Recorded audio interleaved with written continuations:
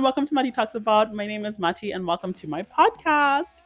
Okay, so this is a space where I talk about everything from culture to politics to history to the quiet and ordinary everyday things, sci fi, maybe some show reviews, I don't know.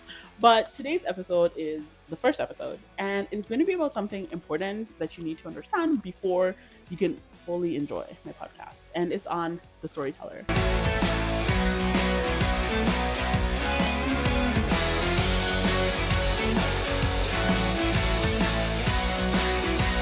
This episode is called The Storyteller. In it, I want you to think about the power of the storyteller, or as we call them in Shona, the sarungano. I'll weave in my own memories alongside insights from scholars like Adichie, Peter Chifunyisi, Philip Mpofu, as well as voices like Chimanda Achedi. Above all, I want to talk about why storytelling matters, why telling our own stories is not just a cultural activity, but an act of survival. Because if we do not tell our stories, someone else will, and they will not tell them right. If we remain silent, then the same character assassination that was once used to justify colonization, the same myths that feed the West's so called mission to civilize Africa, will continue in new forms. The violence of erasure will wear new clothes, and so the storyteller must speak.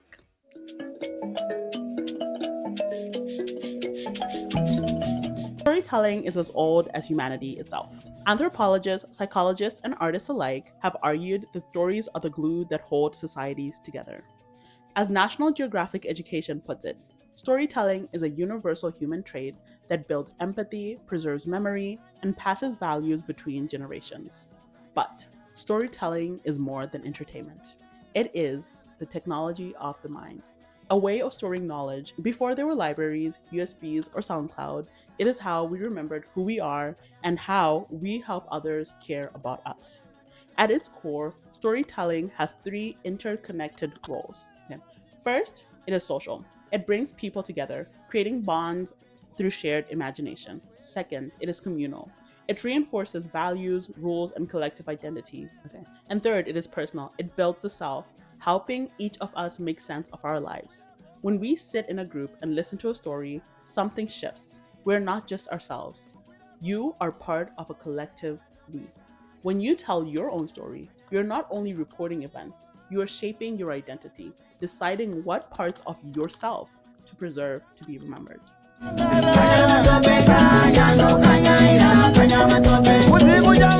In Shona culture, the storyteller, the sarungano, is central. Adichie in their study, The Sarungano and Shona Storytelling, an African theatrical paradigm, writes, the sarungano is the artist as ruler, using performance, metaphor, rhyme, and imagination to shape the moral consciousness of the community.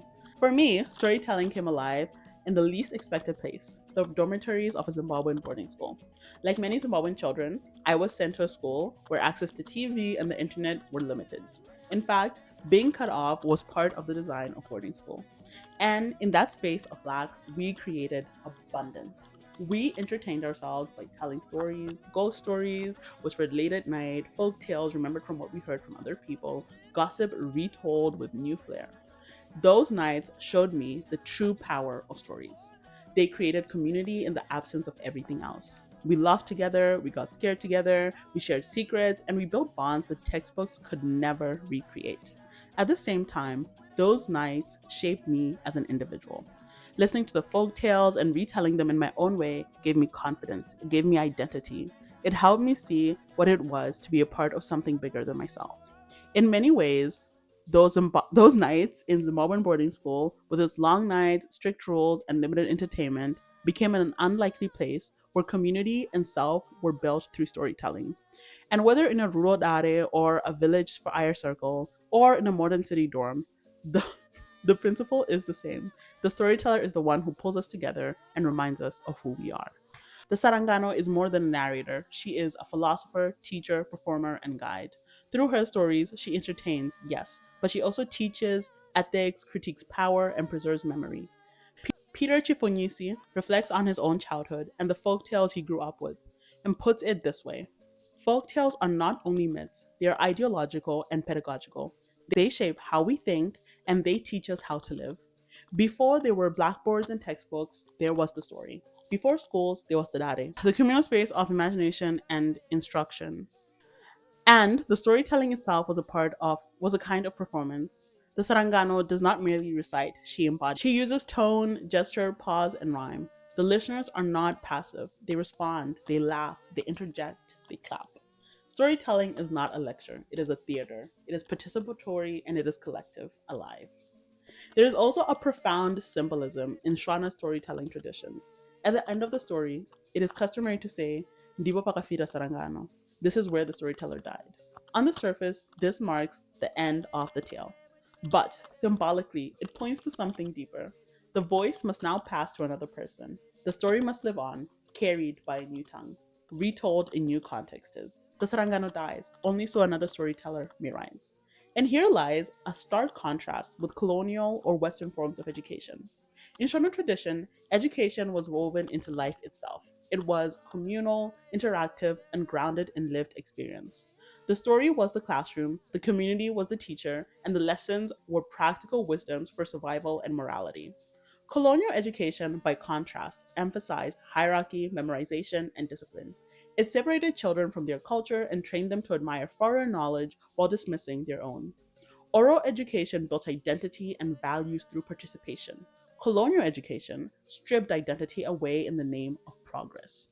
As Chifunyisi notes, colonial schooling systems suppressed indigenous knowledge systems and forced a rejection of orature.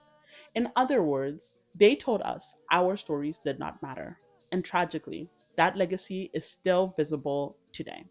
In Zimbabwe, as in much of Africa, many families continue to see English speaking private schools and European universities as the ultimate mark of success. Mastery of colonial languages is rewarded, English, French, whilst fluency in indigenous languages is too often dismissed as backwards. The irony of me having this episode in English.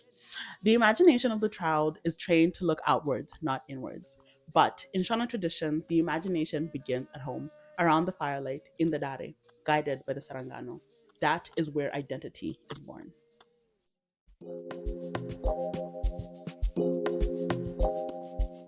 Now, what happens when our stories are silenced or ignored? When the only stories told about us come from others?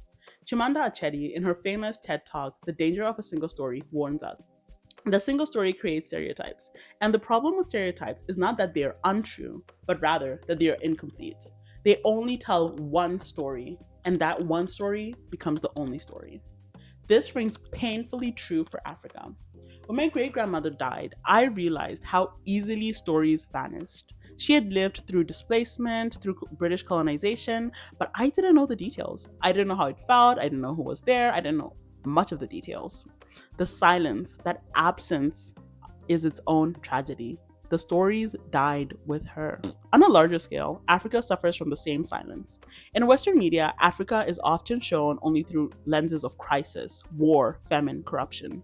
These are not full stories, but rather are incomplete stories.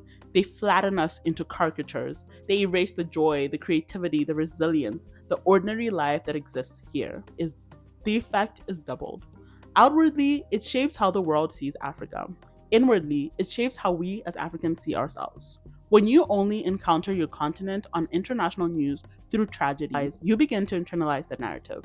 You begin to doubt your own worth, to see yourself as secondary. This is the danger of a single story. It kills the imagination.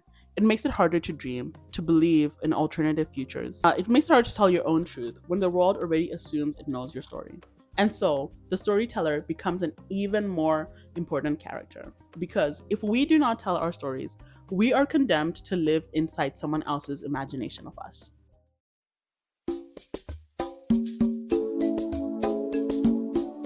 Colonialism did not just take away our land or our labor, it took away our imagination.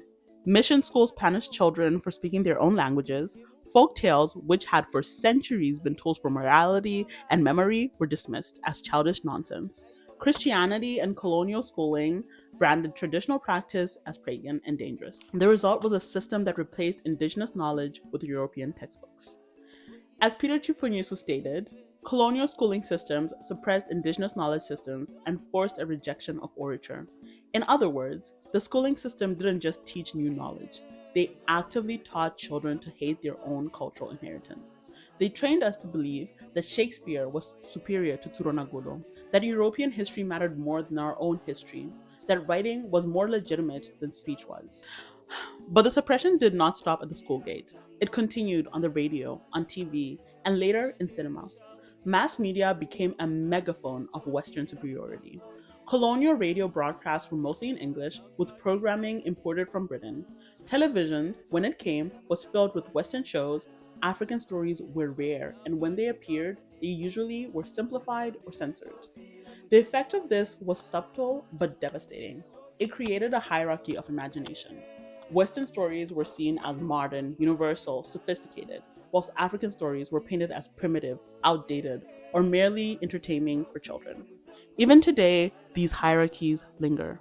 Think about sci fi. Sci fi is a genre where societies imagine the future, where people experiment with what might be. For decades, Western authors and filmmakers imagined themselves into the stars, space travel, futuristic technology, artificial intelligence, post apocalyptic survival. They told themselves stories about the future, and in doing so, they made those futures feel real. And for many cases, they made those futures real. But where was Africa in those stories? Nowhere. We were either absent altogether or frozen in time, depicted as famine, war, or tribal culture. The West was busy dreaming forward, whilst Africa was trapped in a never ending past. Hollywood played a huge role in this. Okay? Africa was rarely the protagonist of any stories. More often, it was a backdrop for Western heroes, the exotic jungle, the site of adventure, the heart of darkness. The African characters who did appear were usually voiceless or one dimensional. We were the setting, not the storyteller. This absence has consequences. It tells the world that Africans are not makers of the future. It whispers again and again and again that our role is to be saved, studied, or pitied, but not to be leaders. And over time, it teaches us to see ourselves through their eyes. This is why Afrofuturism is so important. Afrofuturism is a cultural movement that blends African traditions with technology and speculative futures. It says, what would it look like if African people, African philosophies, and African aesthetics shaped the future? One of the most famous examples is Marvel's Black Panther. For the first time in mainstream cinema, millions saw a vision of Africa that was futuristic, technologically advanced, and unapologetically rooted in tradition. Wakanda was fictional, but it struck a nerve because it answered a hunger, the hunger to imagine ourselves beyond colonial scars. But Afrofuturism is not just about blockbuster films. In East Africa, Pumzi, a short film, imagines a post apocalyptic African future built on survival and ecological resilience. It is a story about scarcity, but also about hope. In Nigeria, Nollywood has grown into one of the largest film industries in the world. Though many Nollywood films focus on contemporary life, their sheer volume proves a simple truth. African audiences crave African stories told by Africans. Kennedy Chinyowa reminds us that African storytelling has always been about imagination. He writes, the sarungano uses metaphor, rhyme, and imagination to build collective understanding. Okay? If imagination was central to the dare in the past, then it must also be central to the future. Afrofuturism is one way to reclaim that imaginative space. And yet, as hopeful as these examples are, they're still too few. Western imagination dominates the global media landscape. Too often, our futures are still being written by others. Until we tell those stories ourselves, until we flood bookshelves, screens, and airwaves with African visions of tomorrow, we risk staying trapped in someone else's imagination of who we are.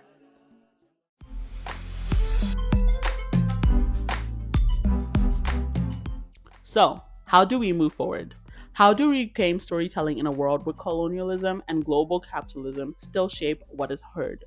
The good news is the Sarangano has not died. She has adapted. Okay? Philip Mpofu calls this adaptation digi orator, oral tradition in the digital age. He writes that platforms like Twitter, YouTube, and SoundCloud have become a new dare, a digital fire circle. Think about it. Social media timelines are filled with threads that explain history, personal reflections, even audio folktales uploaded on SoundCloud. On YouTube, creators mix comedy, commentary, and folktale. In those spaces, African voices are carving out room to retell our histories, reinterpret our traditions, and push back against stereotypes. Take the Zimbabwean writer and storyteller Ignatius Mabasa. He has brought the old trickster tales of Turanagodo into modern contexts, using them to critique politics and social life. The trickster figures, once used to expose hypocrisy and laugh at authority, still work. Okay. Only now they travel with Wi Fi. This is what Mbofu means as digi orator, the essence of oral traditions planted in digital soil. But reclaiming our stories also requires intentionality. Technology is not neutral. The same platforms that split our voices also amplify Western media, misinformation, and stereotypes. If we do not use these tools deliberately, they will drown us out.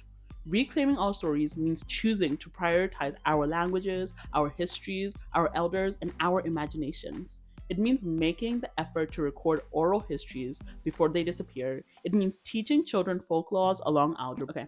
Writing sci-fi set in Harare, producing films rooted in Igbo cosmology, staging plays in Shona, Ndebele, Zulu, or Swahili. It means recognizing that our stories are not side projects. They are the foundation of our survival. Chinyowa reminds us storytelling is an act of collective imagination. That means every story we tell shapes what society believes is possible. Trickster tales allowed communities to question authority without punishment. Today, podcasts, films, and memes do the same. Storytelling is not static, it evolves with us. And if it dies, so does the imagination of freedom.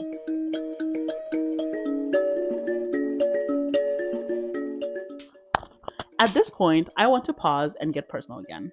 Why do I tell stories? I tell stories because I missed mine. I grew up in a culture where the so called good schools were the ones that taught me how to think like a European. Boarding schools made me fluent in other people's imaginations, but it distanced me from my own. So, when my great grandmother died, I realized how much I'd lost. I had never taken the time to ask her about her displacement during colonization, about how it felt, about what she remembered. The story is gone, along, along with everything else that she had to share. Uh, I know her life happened, but I'll never know the texture, the smells, the emotions. The small details have vanished. The silence is a wound. I tell stories because silence feels heavier than confusion. I tell stories because my imagination deserves to breathe in Shona. Okay. I tell stories because storytelling is not just about the past, it's about the future. Okay. If we want to build a Zimbabwe and an Africa that is not just a faded photocopy of Europe, we must begin with our own stories. We must decolonize the imagination itself. So here's my call to you, the listener. Tell your stories, interview your elders before their voices go quiet, record your family histories. Teach your children not only English grammar, but the rhymes of proverbs and riddles. Use your phone, your notebook, your voice, whatever you have. Do not wait for permission. Do not wait for the perfect platform. Because if we do not tell our stories, ndipo sarungano, the storyteller dies. But if we rise to speak, the firelight continues to burn. Thank you for joining me for my first episode of my podcast when you talked about I will be in this first week releasing 2 episodes. My next episode will be on Afrofuturism. You should check it out. It's gonna be really interesting, very fun, very on brand. um, yeah, and on another note about this episode, I will add this episode is gonna feel okay. For me, this episode mainly focused on critiques of the present, but that is not in any way to glorify the past, which I feel is something that happens whenever we try and have conversations about the importance of remembering the past of Africa. It feels like glorifying the past. I think we can hold space for like acknowledging that like Africa has had like some very top notch traditions that were taken away by colonization, whilst at the same time like remembering that like some of our traditions are connected with very problematic things that we do not want to carry on into the future. So the same way that Europe can like pick and choose, like not Europe, but like the same way that the West can pick and choose which parts of their futures they carry on, the same thing can be done for Africa. And any of your critiques is that this is like an over glorification of Africa, which like some people, I don't know, some people come that whatever. Yeah, the same way Europe can pick and choose what's great about its past and what's not, the same way Africa can do the same.